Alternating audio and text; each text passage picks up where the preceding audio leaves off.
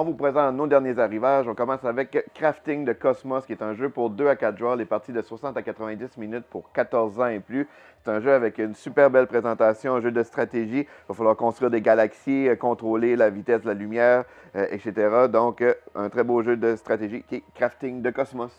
Tranquility, l'Ascension, c'est un jeu pour 1 à 5 joueurs, les parties d'environ 20 minutes pour 8 ans et plus. C'est un jeu, en fait, c'est la deuxième boîte de la collection de Tranquillité.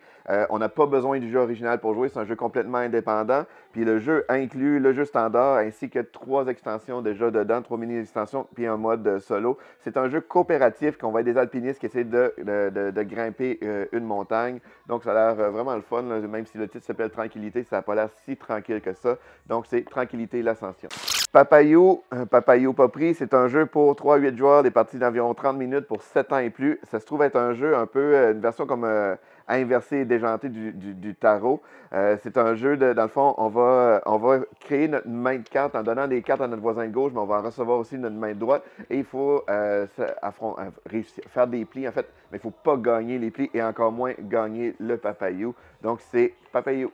Horror Arkham Lovecraft Letter, c'est un jeu, dans le fond, inspiré de. En fait, c'est un jeu basé sur la mécanique de Love Letter. Un jeu super fun, vraiment rapide. Là. Il y a très peu de cartes, mais c'est un jeu d'élimination, avec chacun des cartes avec des pouvoirs et tout ça. Donc, c'est vraiment un très bon jeu. C'est pour 2 à 6 joueurs, les parties de 30 à 45 minutes pour 14 ans et plus.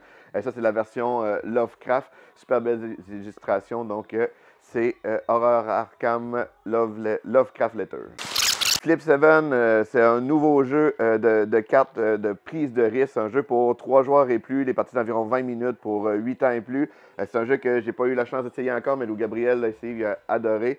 Donc c'est vraiment un jeu vraiment simple, un mélange de stratégie et de prise de risque. Donc Flip 7.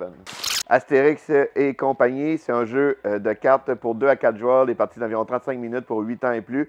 C'est un jeu qu'il va falloir réunir des personnages pour essayer de gagner de la gloire puis essayer de surprendre nos adversaires. Donc un jeu qui a de l'interaction entre les joueurs avec des belles illustrations de l'univers de Astérix et Obélix.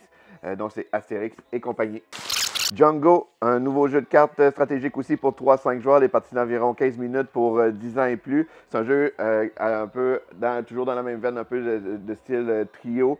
Il va falloir se débarrasser des cartes de nos mains avant les autres joueurs. Donc c'est vraiment un jeu super simple avec encore une fois une belle présentation. J'ai bien hâte de l'essayer lui aussi, qui est Django. Micro Macro Puzzle Funfair, c'est un jeu, en fait c'est un casse-tête, vraiment, ceux qui connaissent la gamme Micro Macro, c'est vraiment un jeu style Où est Charlie? On va avoir une grande carte, il va vous trouver des éléments dans la carte, ça fait résoudre des enquêtes. Ici c'est le même principe, sauf qu'il va falloir faire notre carte avec un casse-tête. Donc, pas facile non plus parce que c'est en noir et blanc. Dans la boîte, il y a 2 enquêtes style micro-macro inclus à faire avec notre casse-tête une fois qu'il est réussi. Et en plus, ben, on a plus de 50 missions de style cherche et trouve vraiment dans le casse-tête. Donc, c'est vraiment un bel ajout là, dans la collection micro-macro qui est micro-macro Puzzle Funfair. Mezzo, un jeu pour 2 à 5 joueurs, les parties d'environ 30 minutes pour 10 ans et plus. C'est un jeu que j'ai personnellement beaucoup aimé. Ça a un peu la vibe Seven Wonders, dans le sens que c'est un jeu de collection de cartes. Et pour réussir des objectifs qu'on ne sait pas vraiment quand ils vont arriver dans la partie ou quel type exactement. Fait qu'on essaie de construire notre jeu le plus balancé pour être prêt à toutes les opportunités réellement. Donc, vraiment le fun, c'est simple, c'est facile à prendre en main, c'est Mezzo. Lula, ça se trouve être un puzzle un peu interactif.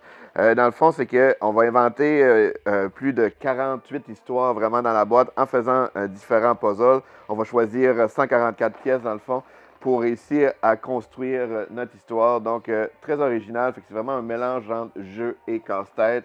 C'est Lula. Fast Factory, c'est un jeu pour 2 à 6 joueurs, les parties d'environ 20 minutes pour 8 ans et plus.